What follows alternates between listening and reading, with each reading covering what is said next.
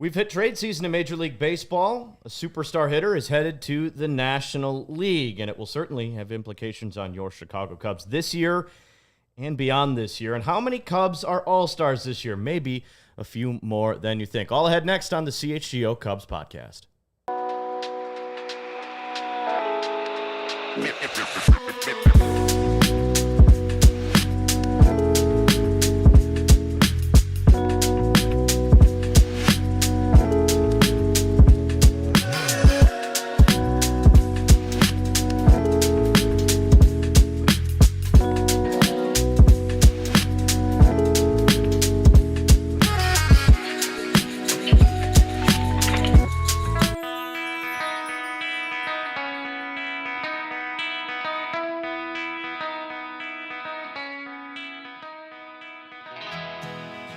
What's going on? It's the Chicago Cubs CHGO Cubs podcast. We're driven by Toyota. Let's go places and bet 365. Whatever the moment, it's never ordinary.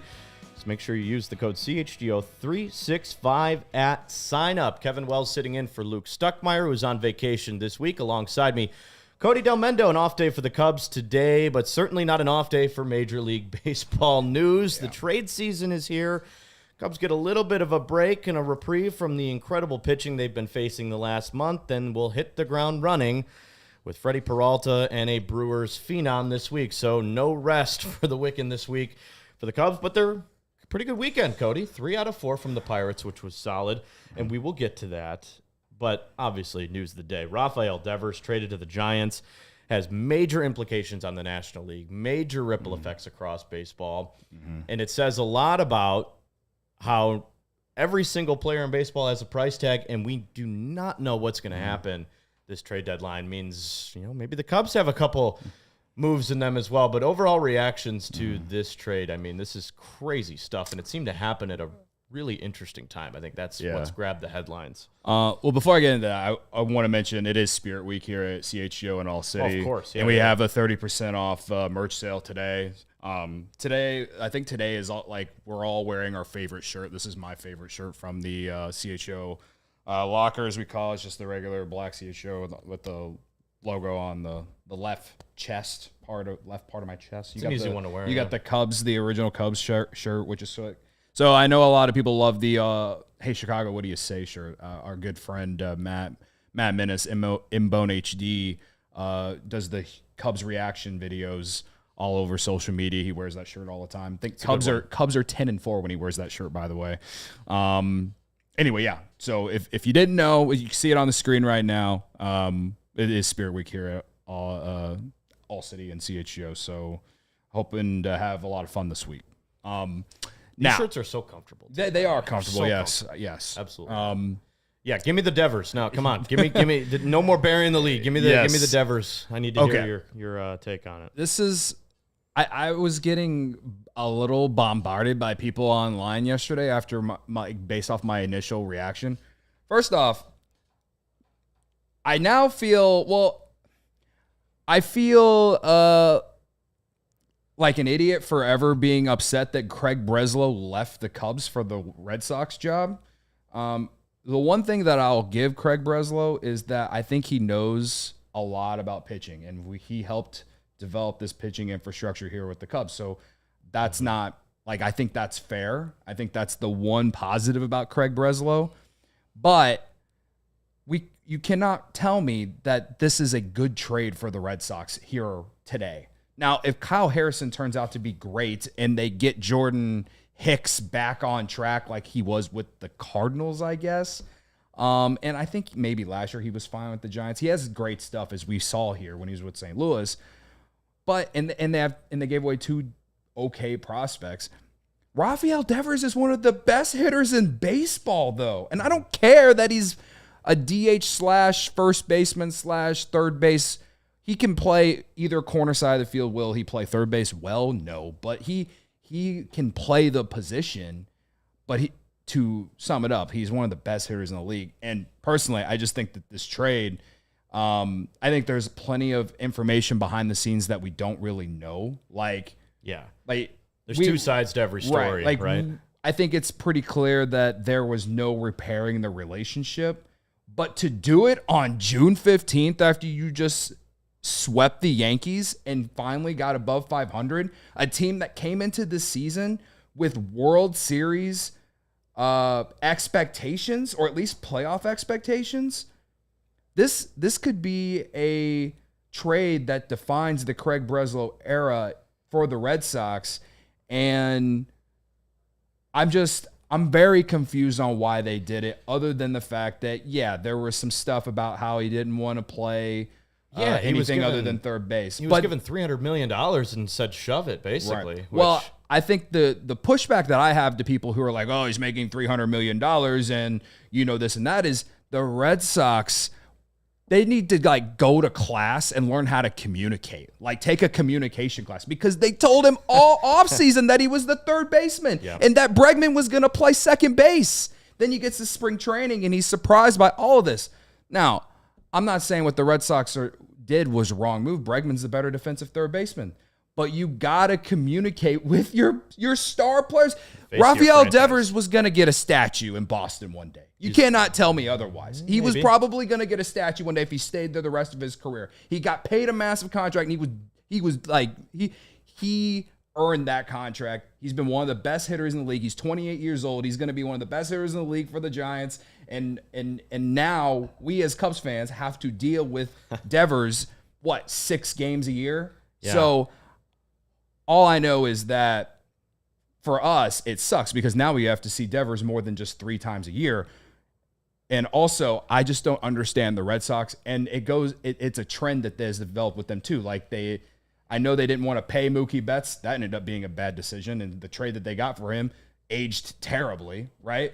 There's plenty of things related to the Red Sox and things that they have done front office wise with star players that actually makes me feel really good as a Cubs fan in terms of how the Cubs have dealt with their former stars too. So yeah, that's kind of where I'm at on this Devers deal. And above all, the Giants got a lot better, and thank God the Cubs aren't in the NL West. If I'm in the NL West right now, specifically maybe not the Dodgers, but the Diamondbacks or the Padres, I'm worried, man. This Giants team is solid, and they got a big bat that they needed to go with their already really solid team. Yeah, Giants are top 10 in baseball already, top 10 team in the league, and they just got better. I think short term this makes a lot of sense for them, and short term it doesn't make any sense for Boston.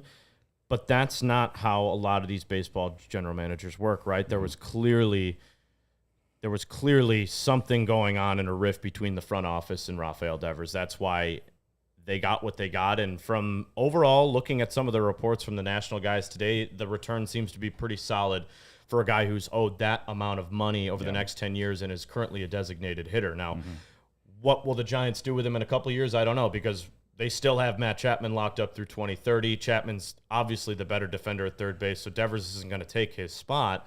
So depending on how they use him over the next few years, we'll see. But the one thing I think being overlooked in this, we get caught up in knee-jerk reactions so quickly about, oh my God, the Red Sox just gave up an unbelievably good player and they're above 500, just swept the Yankees. And while all that is certainly noteworthy here, we're not at the trade deadline yet. The Red Sox could very much go and allocate that money and reshape their roster into a contending team. They still have Bregman, who's been on the shelf with an injury the last couple of weeks. With him coming back, they could clearly go out and make their team even better now with this extra money. Will they? I don't know. That's why it's too hard to judge this trade early on.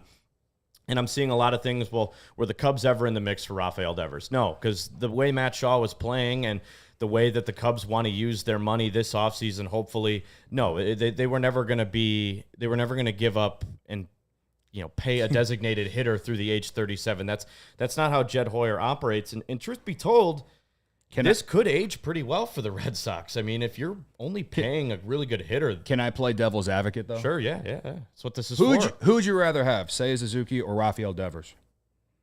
Devers. Right now, Devers. Same. Yeah. He's also younger than Seiya Suzuki. But I don't know how that contract ages out compared to what Seiya's going to make. Who cares? If we're talking right here, right now, yeah. We're in a winning window. You're paying Pete Crow Armstrong, the leading Fangraphs war for National League position players, literally nothing. You have 1 year guaranteed of Kyle Tucker. Now, I'm not sitting here advocating that the Cubs should have traded Seiya Suzuki for Rafael Devers. I'm saying that if that is all you had to trade to get Rafael Devers, who again has been one of the best hitters in all of baseball for not just 1 year, not just 2 years, for literally the last 5 to 6, 7 years, on top of what his postseason numbers were with the Red Sox, and they had to give 23-year-old Kyle Harrison, who the Red Sox optioned to AAA. Come on. I'm not standing at the top of the hill saying the Cubs should have done it. I'm just saying that this, you know what this trade reminds me of more than anything? I know my first reaction was that it gives Luka Doncic vibes, but it honestly reminds me a ton of the Nolan Arenado trade with the Rockies and Cardinals, except the fact that the Giants are going to pay the entire contract for Devers instead of the Rockies sending $50 million off. Well, the Rockies weren't in contention, were they either? Like, that's the other but thing. It's still, when they trade him, he had got that contract extension from the Rockies a year before. They paid him a lot. Right? Yeah. He was the best player on their team. He arguably is the best player in their franchise's history at the time, right? To me, it's very similar, except for it looked like maybe the Rockies they're changing direction. They also showed that they just didn't really care if they won or not. And I think Arenado kind of pushed himself out. It's not apples and apples, or apples and apples, but to me, in many ways, it's very similar. When I compare it to Luka, it's the fact that Devers is one of the best hitters in the league, and you trade him in the prime of his career whenever you're supposed to be a World Series contender. That's not going to happen now. You trade your best hitter. We've seen crazy is Roman Anthony going to give you that production in his rookie season? I know he's the number one prospect in baseball, but come on, man. Like, I personally do not think they're a playoff team now unless there's corresponding moves before the trade deadline that replenishes some of that production. Which I would bet on there will be. You're not going to replace a guy like Devers in your lineup with one trade, though. I mean, you're right. I mean, he is an elite hitter, but he's not a 5-tool player, and that's why when I look at Craig Breslow and I look at some of these analytically driven general managers, guys who are coming from trees of very successful GMs, I look at them and I say, wow, I kind of understand why they don't want to give out $300 million long-term deals to a lot of these players, because let's think about it. There's probably maybe 5, 6, 7 players in baseball in which those $300 million deals will actually give you an ROI, right? You'll win a lot and you'll make money off of it. I feel like maybe Devers could be one of those guys. I'm not sure. Certainly not if he's just going to be a DH, then certainly not, because he's only playing half the game. Right. But guys like Ohtani, guys like Aaron Judge, guys like Mike Trout, guys like Francisco Lindor, those guys are worth the money that they've been given. And I know Trout's been hurt, so maybe that's a bad example. But this, no doubt, is going to have impacts on the Cubs, and I think that that's what a lot of people in our chat are talking about. We're not talking about trading Seiya. We're talking about the Cubs. I'm playing devil's advocate with the fact that, like, and another reason why I feel like it's similar to the Nolan Arenado trade is the fact that you could have been that team to get Nolan Arenado for pennies, basically. I'm just surprised. And you could have been the team. Whether the Cubs or whether Devers was on the trade block or not, Gary, to me it's like we've known that him and the front office have been like butting heads over the last handful of months. Are you seriously telling me that it wouldn't have been smart for Jed Hoyer to call Craig Breslow, his old buddy, to just check it out and see what's happening? Maybe he did. We don't know. I'm just throwing out the scenario from the other side. To me, if there's anything that has frustrated me over the span of time when it comes to this Cubs front office is that where is that savvy, like I don't want to call it a fleece, but like, yeah, I think it's too early to call Devers and the Red Sox were clearly butting heads. I just feel like if he's not on the block, I think that's false. Like there had to be some form of conversations out there, and whether people want to say that's true or not, that's fine. But in total, I'm not sitting here advocating that they should have traded Seiya Suzuki, but I am saying that if the Cubs never even called, then I got a problem with that, because what is Seiya Suzuki giving the Cubs outside of offense? What's the difference? Yeah, I think it's illogical, and I think it's something a lot of Cubs fans are thinking. And I'll end with this. I think that this Devers trade and him now going to an NL contender makes an NL contender even stronger. Oh, and by the way, now there's a team that has a lot more money to spend this offseason on one Kyle Tucker, the Boston Red Sox, and I certainly think they will be in the conversation for him now. We got to hit our first ad break here on the CHGO Cubs podcast. Whatever the moment, it's never ordinary at Bet365. New customers now get $150 in bonus bets when you bet $5. Win or lose, you sign up, use code CHGO365, deposit $10, and place a bet for $5 to get $150 in bonus bets. Win or lose. That's the big thing, folks. All right.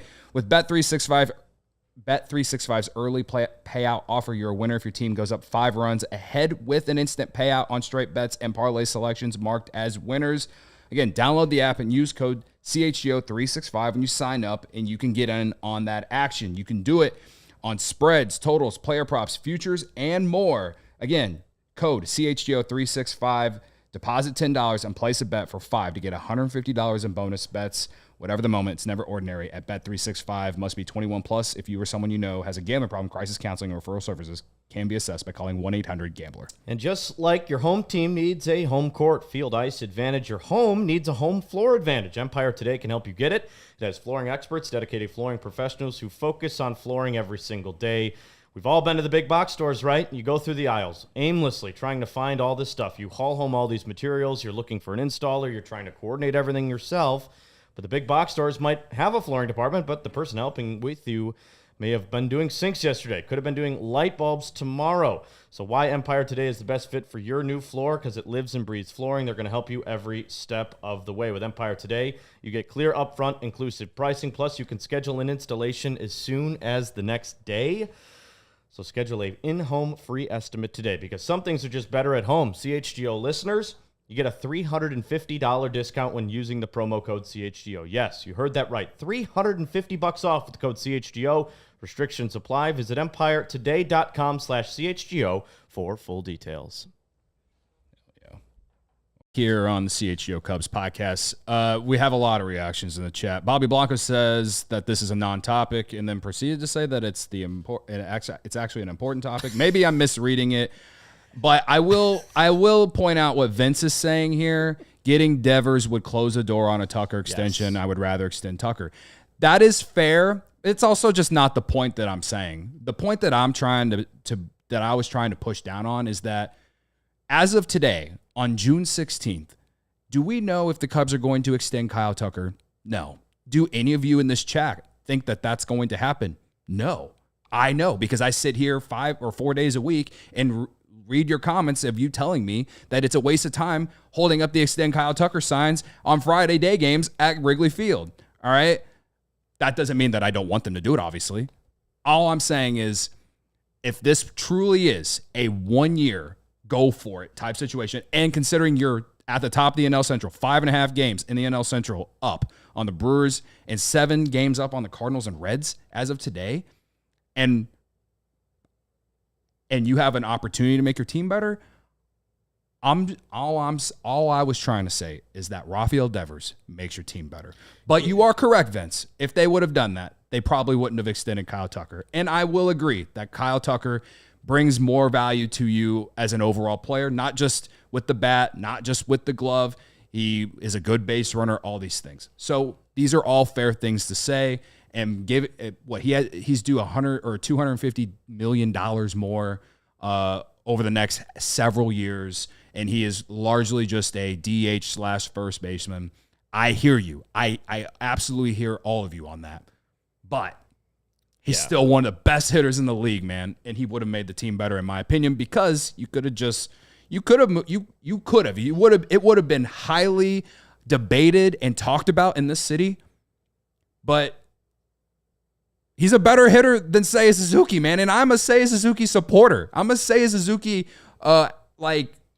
stan in many ways. Yeah, and I don't think anybody's debating that. Devers makes any team better right now. He's a prime superstar in his prime right now. Superstar hitter. But he's not a 5-tool player, and I think that the way the Cubs have been so frugal with their money. You don't need me to tell you that. They've been I think a reason that they were never even in the conversation for him is because Devers really set himself up to fail this offseason by calling out the team, and you were handed a bunch of money and essentially said, I'm only going to do one thing. So I think that is the reason the Cubs are never in the question, or Jed wasn't interested. And honestly, like, the only reason this, and I agree, Bobby, thanks for clarifying, the NL being harder is the topic. That's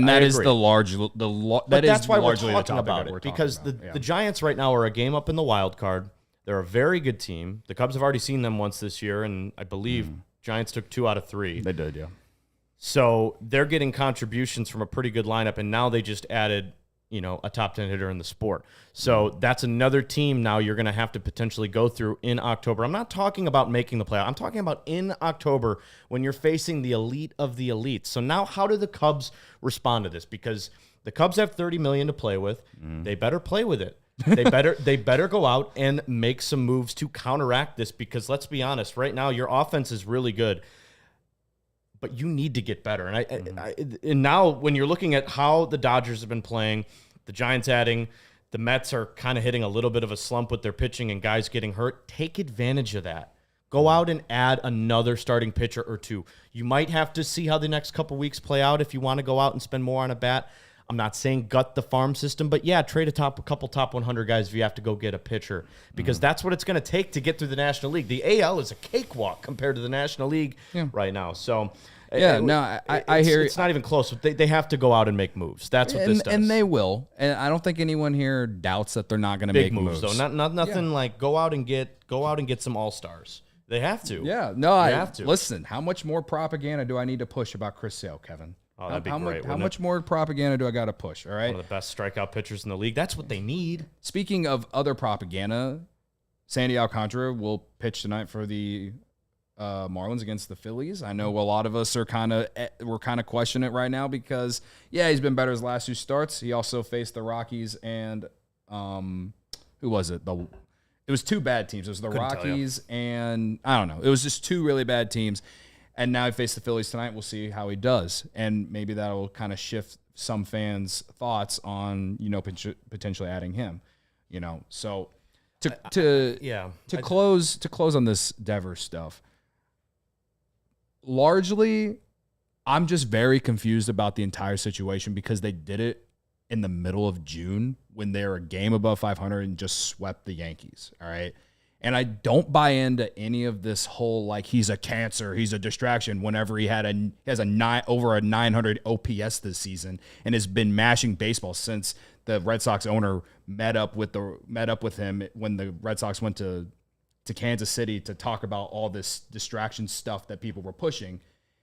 And now he gets to go play for the Giants, who are in a playoff race. And it is a major factor because he is a really, really good hitter. And that's what scares me as a Cubs fan on if potentially they face the Giants in the postseason. So to me, overall, none of it makes any sense. But it is certainly the biggest move that I feel like we might see this entire trade season as far as a position player. But can the Cubs make the big addition via the pitching side? Because we all know, or we all feel like at least, that that's what they're going to do. Mm-hmm. And they need to. I don't disagree with you on that. They're going to need to add a frontline starter. And thankfully, the starting rotation has been pretty good up to this point. But how much longer can they keep it going? Hopefully Shota coming back soon. Yeah, next week. I read this morning in The Athletic we might see Shota next week. And like this week or the week after? The Cardinal series next week. Okay. So, I did read that too. Yes. So it sounds like, according to Patrick Mooney, The Athletic, Shota might be back, which is great because the Cubs are going to need some pitching to match the insane pitching that they've been facing. I crunched some numbers this morning, Cody. I did more than I should have probably on the clock at my other job, but I was bored. So I crunched some numbers. 0-6. You deserve a lot of credit. Versus top 5 pitchers who are top 10 in pitcher WAR since May 16th. The Cubs are. WAR as of this morning, June 16th. We all know WAR changes, goes up and down. Right. This season, the Cubs have 1 win against a top 10 pitcher in WAR, and that would be Skeens in May. They're 5-14 when going against a starting pitcher top 30 in WAR as of this morning. So that's not great, but it's not terrible. So you're going to need... if you were going to play a lot of these pitchers in the postseason, which a lot of the guys you saw in the last 2 weeks are postseason pitchers, guys you will see, and they're in the National League too, which also stinks because, again, if you go out and see the Phillies, they have 3 guys better than anybody really you're putting out there. So that's the other reason you're going to need to go match them. And you know what, though? If you add it up, Cubs are 44-28 after winning 3 of 4. Half of their losses coming against the top 30 pitchers in baseball. That's not terrible. You'll take it. And how did you feel they looked against Skeens on Friday in the rain? Yeah, again, it's rain. It's hard to figure out and hard to judge how well they did. But I mean, nobody's hitting Paul Skeens, so I don't really. It's hard to put stock into or have a knee jolt reaction to how the Cubs offense is played against. They didn't have a great series against Pittsburgh. Yeah, offensively, but the bullpen was outstanding. But nobody's really hitting Paul Skeens. Nobody's really hitting Andrew Heaney. I mean, those guys have been really good again this year. Paul Skeens is going to start the National League All-Star game again. It's he looks like one of the most electric young players we've seen in our lifetimes. So. Yeah. I'm not mad about that. I don't think they look great against him, but I'm not mad about it. But here's the other thing, though. Just when you get a break from these guys, now you're getting Freddie Peralta in a couple days, and the Brewers just brought up their top pitching prospect who looked awesome in his debut, had a no-hitter through 5 innings. So it's not going to get easier. So that's wwhy I need the Cubs to go add pitching.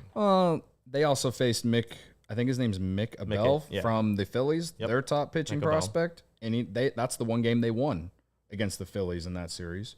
And he's considered a top high-end pitching prospect. This guy for the Brewers, we'll see. He's pitched 5 no-hit innings against the Cardinals, okay?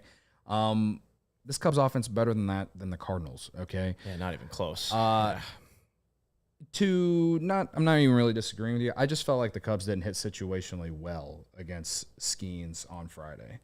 I thought that considering the weather and all that, they made him throw a ton of pitches. He only pitched 5 innings.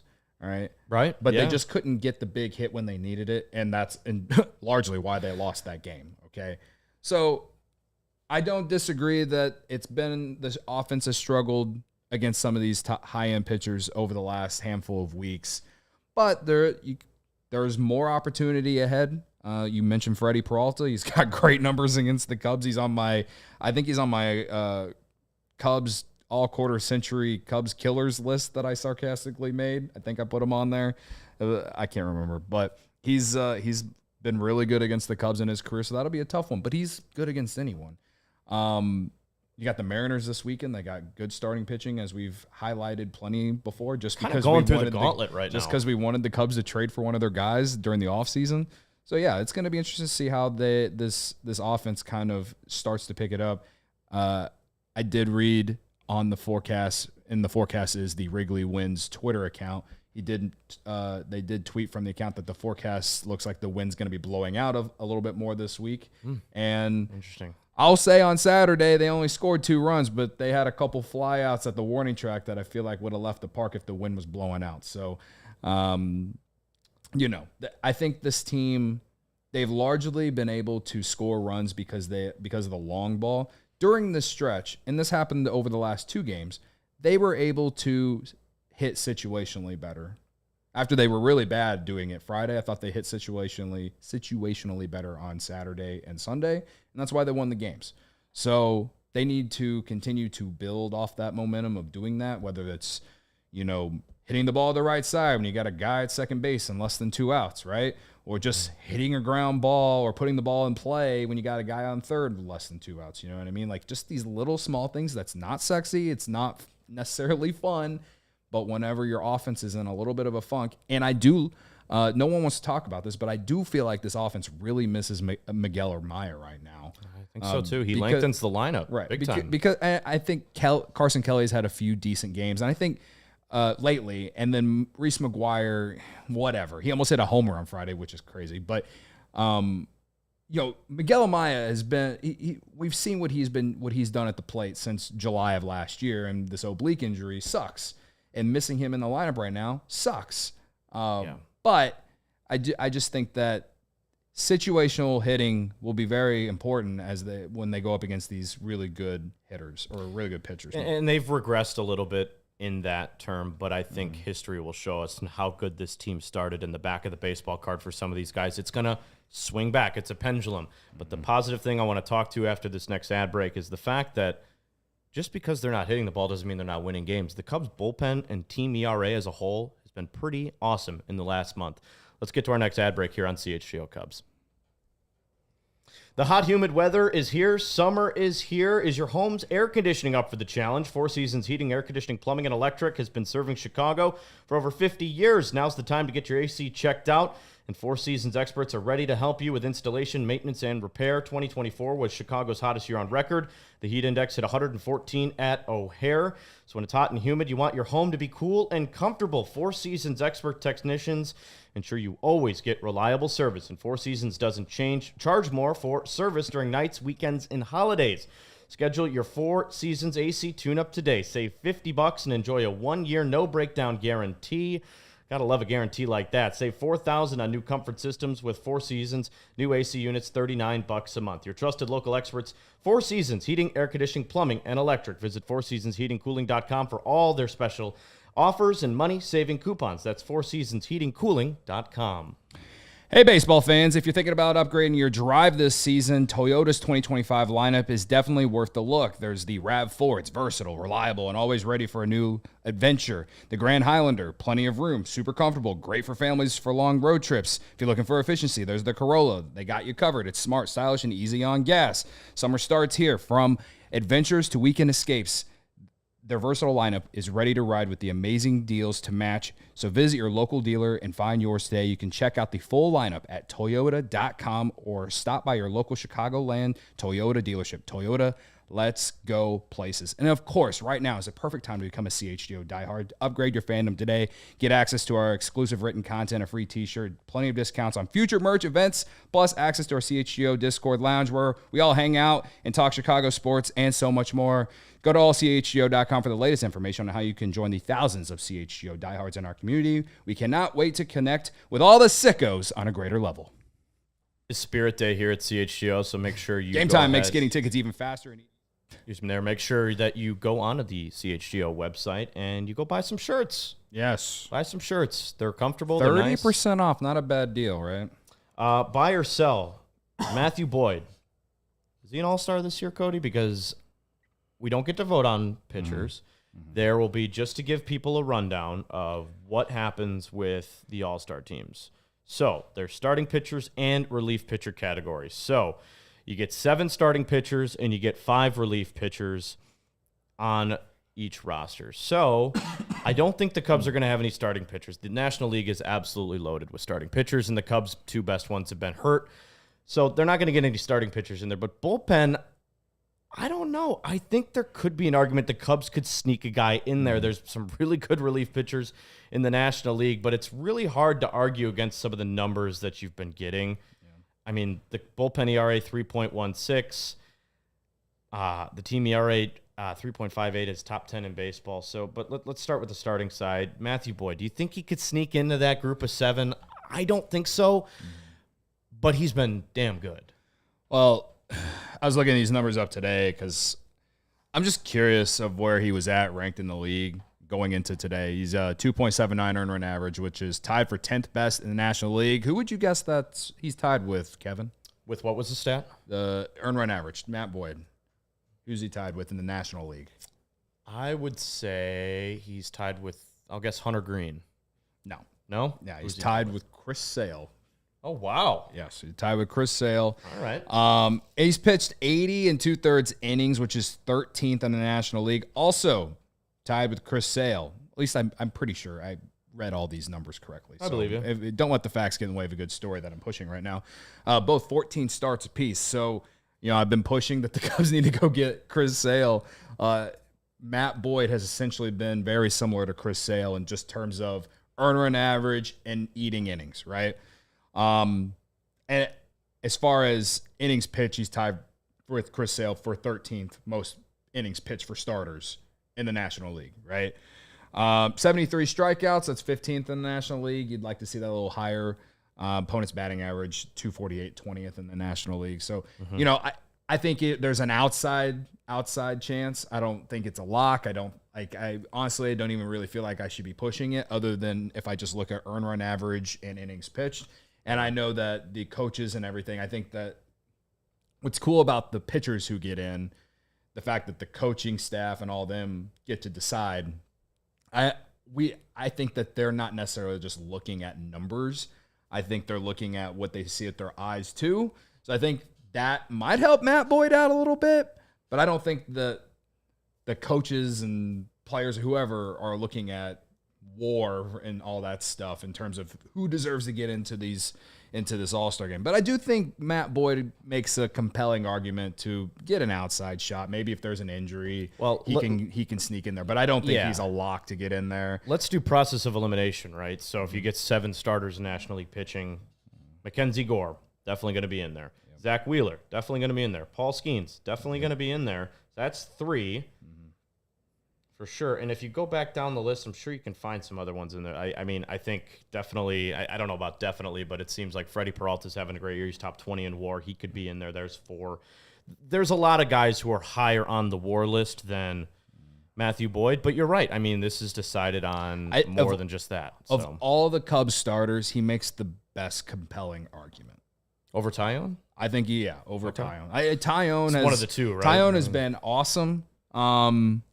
But he has an ERA around 3.5, and Boyd's got a 2.79 ERA. That's really good, man. Like, ERA under 3. Like, we're sitting here comparing certain numbers of his with Chris Sale. Like, and Chris Sale is going to go to the All-Star game, in my Chris opinion, Sale too. will probably be in there, too. So there's 5. There's 5, yeah. So, now, as far as relievers for the Cubs, bullpen ERA 3.16, 4th best in baseball, I believe, coming into today. Yeah, they have like 5 guys in my circle of trust right now. Just shutdown inning after shutdown inning. Chris Flexen still has a 0 ERA. So is Drew Pomeranz. Chris Flexen has been unbelievable, dude. Yeah. Unbelievable. The one buy or sell, Kevin. All right, hit me. Brad Keller to go to the All-Star game for the Cubs. He's been their best, most consistent relief pitcher this year. I would have said Hodge, but Hodge got hurt, not his fault. But Brad Keller has been thrown in the most fires, the most dirty innings, clean innings, whatever inning. He's been thrown in all of this, and he's handled everything with just an unbelievable amount of poise and professionalism. Yeah. Personally, I do think the Cubs should get a relief pitcher in there, and I think Brad Keller would be my vote. When you're top 5 in bullpen ERA, there's a reason for that. Now, he's been unbelievable. While looking up bullpen numbers this morning, I realized who was going to the All-Star game for the Rockies, most likely, and his name is Jake Bird. All right, he leads all relievers in innings pitched at 40 1/3 innings. So when I was looking up Brad Keller, like where he ranks with National League relievers, I did it with a minimum of 30 innings. And in a minimum of 30 innings, his 2.23 earned run average ranks 10th in the National League. He's got 30 strikeouts total. That's 13th in the NL. 32 1/3 innings. That's 13th in the NL. He's got 10 holds. That's top 10 in the National League. Abner Uribe for the Brewers leads the NL with 19 for he's context, yeah. right? And he's top 10 in Fangraphs WAR for relievers, minimum 30 innings pitch as well. So 2.33 FIP is 5th in the NL, right? Like he to me, he actually makes a much more compelling case to make the All-Star team than Matt Boyd, because I think he has been as consistent and as reliable in the bullpen as anyone. Because even when this bullpen was trash the first 2.5 weeks of the season, he was the only one outside of Porter Hodge where we were like, okay, this guy can go pitch a clean inning. So I think Brad Keller is making a compelling argument as we sit here on June 16th when we talk about a reliever in the Cubs bullpen that could potentially go to the All-Star game. Now, I don't know what relievers went last year off the top of my head. I know they're probably largely going to be inviting closers, but if there was one reliever for the Cubs, Brad Keller makes an interesting case. Last year it was Kyle Finnegan, Robert Suarez, Matt Strom, Tanner Scott, and Jeff Hoffman. So yeah, majority high leverage relievers / closers. And again, that will probably, there will be Robert Suarez and some of these other guys will, be on that list again. But I think if we're talking specifically Cubs pitching and who has the best opportunity to make the All-Star game from the pitching department, it's 100%. I don't think that it could be anybody other than Brad Keller because Shota has been hurt, Porter Hodge has been hurt, Justin Steele's been hurt. I don't think it's a bad argument you're making at all. I do think that they're. I do think that I'm selling on Matt Boyd. Would I put my money on it? Probably not, because the NL again, the National League is loaded. Yeah. And we know the Cubs are going to get all-stars on the position player side. Yeah, over under 2.5. What do you think? Well, the two that I think are locks that are going to be in the All-Star game are Kyle Tucker and Pete Crow Armstrong. I think it would be an absolute travesty if one of those two are not the All-Star game. Pete Crow Armstrong, as I've mentioned many times, leads the National League in Fangraphs WAR. He's the best defensive outfielder in baseball, and he's slugging over 500 and has 17 homers on June 16th. They should both be in it. PCA should at least be starting. Kyle Tucker, I think, if he doesn't get voted in by the fans, he should at least be a bench player, because the outfield makes a compelling case of like whether it's James Wood and Corbin Carroll, those two make a really good case to replace Kyle Tucker in terms 100%. In terms of who's starting, right? But I think Kyle Tucker will be there, right? So you got those two, and when you look at the other players on this positionally, I've said it before. I think Nico Horner makes a really good argument. Yeah, I don't think he'll be the starter, but I think Nico Horner should be an all-star this year. You just look at National League second baseman across the league, like Ketel Marte, sure. Like, he probably will get the votes just because he's a popular player. Brendan Donovan slugging. Yeah. But Marte has been hurt this first half of the year, and Horner's been healthy. He's the best defensive second baseman in the league in all of baseball. He won you the game yesterday, by the way, with that diving catch. Yeah. Shout out Nico Horner. I think Horner makes a really good argument to at least make the team for the National League. Dansby has an argument too, but Dansby's having a pretty solid year. I think he's got an argument to make the team, but outside of those four, I don't. Seiya Suzuki. So. Oh, Seiya, yes. Seiya Suzuki. He makes for DH. He's going up against Kyle Schwarber and Shohei. Yeah. So it's like, but Seiya probably in any other, again, this is what we're talking about. Top 5 in RBIs. National League, though, if we're talking American League, the Cubs probably have 4 or 5 All-Stars. Yeah, right. That is the thing about playing in these games, and I know it's for fun, and we're having some debates in chat, which are all really good. I think Gary says the Cubs will have 3; they'll all be position players. I think that's probably the safe bet. Yeah. But let's not forget, too, these guys make money being in the All-Star game. Their contracts and incentives in their contracts, they make more money. Their pocketbooks don't depend on making the All-Star game. But, certain guys have it written in there if they make an All-Star team, or when it comes down to avoiding arbitration, guys like, remember Chris Bryant winning an MVP when he came down to arbitration and numbers and having all of that in his back pocket. That makes him higher. He gets paid more in arbitration. So for a guy like Pete Crow Armstrong, this All-Star game, this All-Star bid that he's likely going to get is going to mean a lot for his paycheck in the next couple of years, because it gives him, finishing an MVP voting and all of these extra curricular things that you can win outside of what you do on the baseball field. Like, that all contributes to your paycheck. So it does mean something for these guys. I think Michael Busch also makes a good argument, but Freddie Freeman and Pete Alonso have objectively just been better overall. Not even just offensively, but even that's gonna be Freddie's job to lose. Freddie's having an awesome year. For someone who's like 36. Like, Freddie's having an awesome year for the Dodgers, as is everybody on that team. But I think the Cubs. I think if I had to pick 3, Pete and Tucker are definitely going to be all-stars. I'd put money on that. I think Nico Horner deserves it too. I do. Yeah. I really do. I would guess Tucker, PCA, and Seiya, because I think that the lack of slug or whatever from Horner will hurt him. But I think if there was ever a year that Nico Horner could get in, it's this year. And it's crazy because he has 0 homers. But he's done everything else so well. He does need to hit homers. I agree. But like, when it comes to all-star voting, like, for some reason that goes into it, It's the fan voting, right? The household name. But for my money, Nico Horner is an all-star. One last break here on the CHGO Cubs podcast. We will come back with a preview of the Milwaukee Brewers, who are in town for a 3-game set starting tomorrow. Game Time makes getting tickets even faster and easier. Prices on the Game Time app actually go down the closer it gets to the first pitch.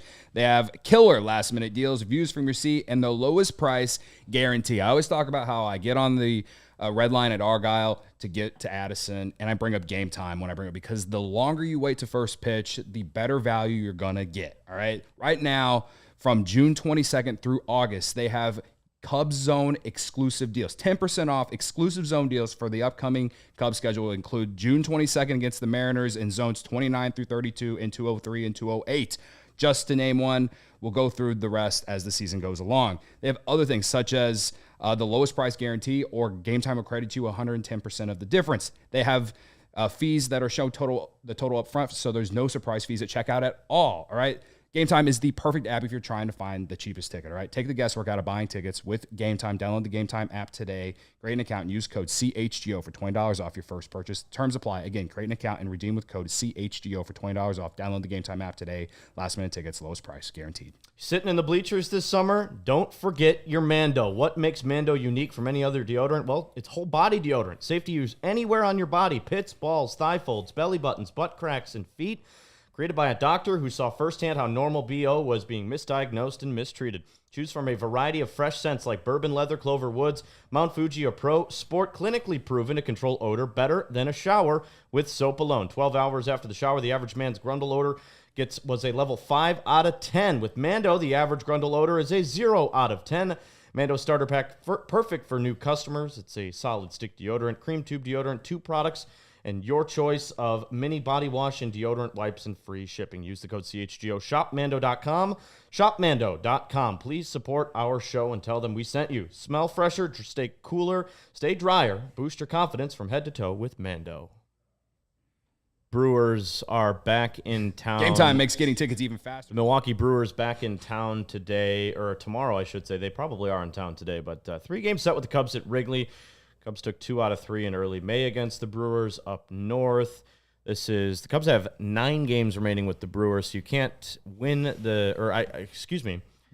I believe if I do the math right, if you sweep, you'll have 5 wins. You can at least have a series tie with the Brewers going into things. So not a nothing series. The Brewers are 5.5 out.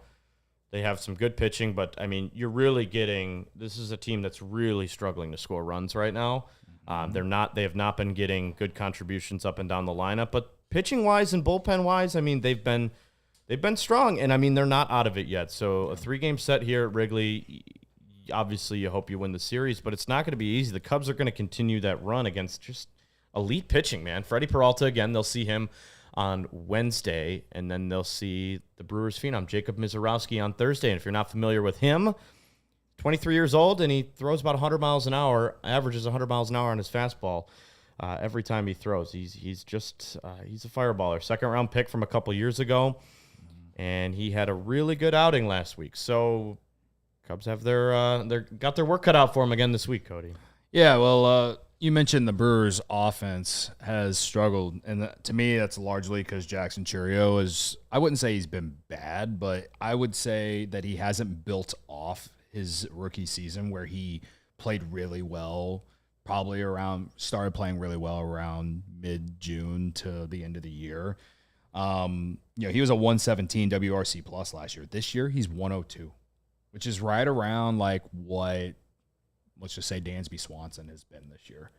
And we've sat here and said many times that Dansby Swanson is not he shouldn't be expected to be some offensive, superstar slash, guy who drives runs in consistently, right? The Brewers are relying on Jackson Chourio to be that run producer, to be that guy. And he's got 12 homers, which isn't bad. And 42 RBIs. I think overall, when you look at the slash line, 259, 283 on base, that's terrible. 453 slug. I think that's why he's largely the reason why their offense has kind of been meh. Yelich has been way better for them this year, coming off the back injury, which is actually more surprising to me, it's more surprising than Chourio not building off the rookie season to this point. So for me, going into the series tomorrow, to me, it's mainly about slowing down Yelich because he's been their best offensive hitter and playing well on the margins. Like, how many times did we watch over the last 7 years before this year when playing Milwaukee, you found the most excruciating ways to lose? Mm-hmm. How many times? Way too many times to count. That's all I can say, folks. So, to me, it's slowing down Yelich and slowing down, or not slowing down, but playing well on the margins, situational hitting, clean defense, Kevin, continue to pitch well. Those three things, I think you win the series because the Brewers have not looked like the devil magic team that we've all kind of deemed to look at over the last handful of years. I know they just took 3 or 4 against the Cardinals. I don't care. Even when the Cardinals were playing well, I wasn't really taking them seriously. Cardinals are 7 games back now. If anything, the Brewers helped the Cubs out this past weekend fine. Mm-hmm. But the one thing I also like to point out, I do not believe the Cubs have lost a series against a divisional opponent this year. And I would like to keep that going. Yeah. I do not believe they have lost a series against a divisional opponent. They just beat the Pirates 3 out of 4. I know both series against the Reds, I believe they won both those series. They've won the one series against the Brewers. They have yet to face St. Louis. So, I would like to keep that going. We emphasized at the beginning of May, whenever they finally started playing divisional games, that they needed to have a better record against their NL Central opponents this year. And to this point, they have. So those are my keys. Play well on the margins, continue to pitch well, and good situational hitting. And I don't think the Cubs will sweep the Brewers just because you have to go up against 2 really good pitchers. But what could a sweep hypothetically do to the Brewers? You could bury them and force them into being sellers. That's where we're at, though. We're getting towards the tail end of June here. I mean, we're mid-June now, so after the series is over, you're 2/3 of the way through the month. If you sweep them, they'd be 8.5 games back. Yeah, in the Central, right?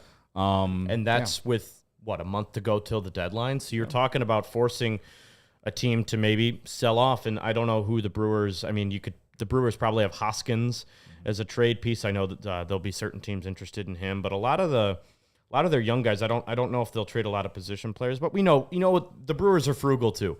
You can force them into being full-on sellers, and they will move pitching around. But what are they lacking this year? They don't have enough slug. They don't have any guy on that team who has an 800 OPS or higher. Everybody's below 800, which is surprising based off how their offense performed last year. I know, and that's with them losing Willy Adames, though. And that kind of plays right into your hands. No, the Cubs bullpen has been outstanding, and everybody's going to be rested. This should be a series that you should win. I don't know if you can sweep because Freddie Peralta is really, really good. We know he's really good. He shut you down in May. Yeah. He's, again, borderline all-star this year again. But here's the thing. You beat him and you sweep him potentially. There's another piece that might get traded. John Heyman mentioned on the Score this morning, Freddie Peralta, I'm not going to close the door on him maybe getting traded. That's what the Brewers do, right? So if you want to improve those odds, if you want to play for that, put that in your pocket a little bit, play a little chip on your shoulder, maybe use that as ammunition. As far as what's right in front of them tomorrow, they go up against a guy by the name of Chad Patrick, who's been one of the better, I believe he's a rookie, one of the better rookie arms in baseball, or at least the National League this year. He's coming off a start where he gave up 5 earned to the Braves, so he's looking to bounce back. It was the only start where he's given up more than 3 runs. So he has pitched well against good teams. He only allowed 1 earned to the Padres back on June 6th.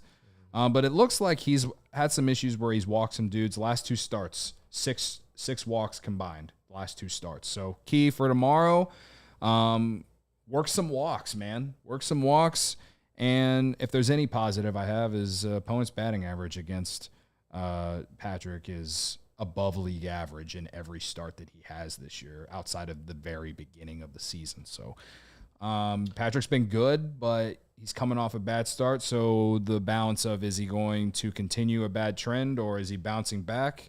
We'll see. With this Cubs offense, I think a good way to get to him might be to be patient, try and get on base via the walk some, get that pitch count up. He's pitching, he's throwing 80 80 to 90 pitches every start, basically. So, yeah, I mean, this is a guy that if they're going to win this series, I think they got to do well against him, because the rookie that you just mentioned that pitched last week against the Cardinals, while one ended the spectrum, I'm like, well, he's made one start and he faced the Cardinals. On the other hand, yeah, he's highly touted and he's got a lot of pedigree. And when you're throwing 100 miles per hour and you're a starter, you're basically set. There's a lot of reason to be a little afraid. And then obviously Peralta has owned us for many years. So to me, you got to win tomorrow if you plan on winning this series. Jacob Misiorowski is the Brewers' second-round pick, their top pitching prospect, whom they called up, made his debut against the Cardinals. Threw 5 no-hit innings and only was pulled out of the game because he stepped backwards on the mound and rolled his ankle. Yeah, he's fine. So he's going to pitch in this series. Yeah, they have him set to pitch. He's excellent. I know that you're right. It's a rookie. He'll probably have a slip up against the Cubs, but he really does look like the real deal, and he looks as though he's not just a one-pitch pitcher who can throw 100 miles an hour. He's got an excellent changeup. He's got an excellent cut fastball. I watched a couple of his innings, and it worries me because the Cubs have had issues with guys of high velocity in the past, and who doesn't, right? And he's not Paul Skeens, no. He's not Tarek Skubal yet, no. But the Cubs' trend in which they've been struggling against guys like that, it is concerning that the Brewers may have found another one. Now, again, that's a story for another day. You got to beat them. You just got to focus on the series and beat them on Thursday or Friday. I mean, you're hyping up this guy, and I get it. But also, you have Cade Horton, Tyone, and Ben Brown this week. As frustrating as Ben Brown has been, he's pitched well against the Brewers in his career. All right, pitched well in Milwaukee against them in that first game of that series. Tyone, he's seen them a lot. I think he's had success against them as well, and he's on a heater right now. Tyone has been awesome, and so's Horton. Yeah, and I was going to say Cade Horton. I mean, we talked about Misiorowski. I mean, Cade Horton has been one of the better rookie pitchers in the National League this year, man. So I feel like pitching matchup wise, Cubs have a shot. They just got to find a way to get some of these pitch counts, especially for these 2 rookie pitchers they're going to face. And you get the pitch counts up for those guys and try and score some early runs, and you'll be in a good spot. Also, Pete Crow Armstrong kind of owns them, so I'm looking forward to watching that continue. It's pretty cool looking at Cade Horton's numbers. Yeah, I mean, Pete against rookie pitchers will be fun. Pete's kind of hitting everything still, which is fun. Remember the series he had in Milwaukee. I mean, he had an insane series that weekend, so I'm looking forward to that. And yeah, I'm not going to flip my attitude on this team whether they win or lose a series, but you are correct when you're saying that they have a shot to kind of end the Brewers season this series. If they sweep this series, 8.5 back in mid to late June is a big deal. And I don't know where they're sitting in terms of their matchups with the Cardinals, but depending on where that is and depending on if the Cubs end up winning this series or sweeping this series, you could potentially, because you play, I believe, 12 games against the Brewers, so you've already taken 2 out of 3. So if you take 5 out of 6, you effectively have a split. So you win one more, you win the series. So that puts you in a very good advantage of knocking them below and not, maybe not having them in contention. And I'll be honest, when I talk about, I hyped up the National League this whole show because it's awesome. There's like 5 really good teams that could win the World Series in the National League. The Cubs are one of them, but there's about 4 other teams that are very good in the National League. I don't think the Brewers are one of those teams. I don't think the Cardinals are one of those teams. I wasn't buying the Cardinals when they were 1 game behind the Cubs. I'm not buying the Brewers now. That being said, it would be really, and they would never admit it, but it would be nice if you swept them. That would be a pretty defining point in this season for them. It's been a disappointing season for them. They've been banged up. They're not getting contributions from guys that they thought they might. Joey Ortiz has been a real disappointment this year after having a great year last year. Bryce Terang's having a decent year in the field. He's having a little bit better year with the bat, but he's not giving you power. They're not really getting contributions like they should, and it would be nice to see them trade some of these guys away. Yeah.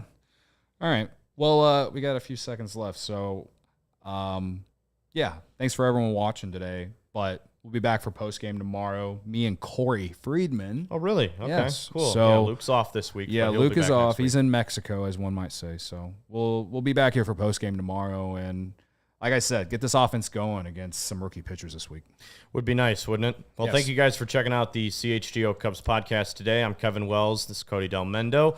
I will be back on Wednesday for postgame. Cody and Corey tomorrow as we start a 3-game set at the friendly confines with the Milwaukee Brewers. Thanks for tuning in, guys. Hit the like button and subscribe to the new YouTube channel on the way out. And make sure you always fly that W. We all silly like the mayor.